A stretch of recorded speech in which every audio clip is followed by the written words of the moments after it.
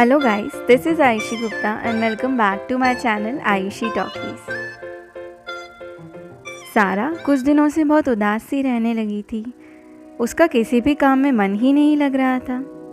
उसकी इसी उदासी को देखकर उसके पापा ने सारा को कहीं बाहर ले जाने का प्लान बनाया। संडे को वो सब जल्दी फ्री होकर ज़ू घूमने के लिए निकल पड़े। हम सब भी अपने जीवन में एक ना एक बार चिड़ियाघर घूमने के लिए गए ही होंगे। वहाँ बहुत सारे अलग अलग पक्षियों और जानवरों को देखा होगा, उन्हें समझने की कोशिश की होगी।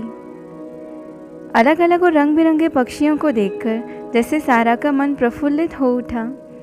सारा के पापा ने सारा को इतना खुश पहले कभी नहीं देखा था। नन्हे नन्हे प्यारे प्यारे जानवरों से लेकर बड़े बड़े विशाल जानवरों को सारा बड़े ही आश्चर्य से निहार रही थी। शेर और चीते, जिनको बस सारा ने अपनी किताबों में ही देखा था, उनको अपनी आंखों के सामने देखकर सारा को तो विश्वास ही नहीं हो रहा था। उसका मन कर रहा था कि बस वहीं खड़े रहकर क्यों ना उन जानवरों को बस ऐसे ही निहारती रहे। सारा को अब वहाँ मज़ा आने लगा था।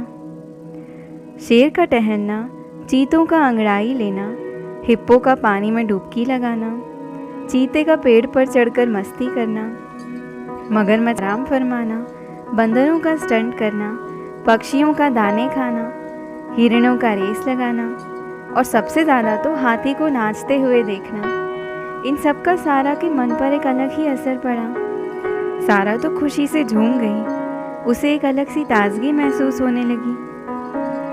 सारा के पापा का सारा को ज़ू घुमाने का आइडिया काम कर गया। अब सारा जब भी उदास होती तो वो उन सभी पक्षियों जानवरों को याद कर लिया करती, उनकी मस्ती याद कर लिया करती, जिससे उसकी उदासी पल भर में ही गायब हो जाती। हम सब अपने जीवन में इतना व्यस्त हो जाते हैं कि हम यह भूल जाते हैं कि हमारे आसपास, हमारे पर्यावरण में भी एक अलग दुनिया चलती है।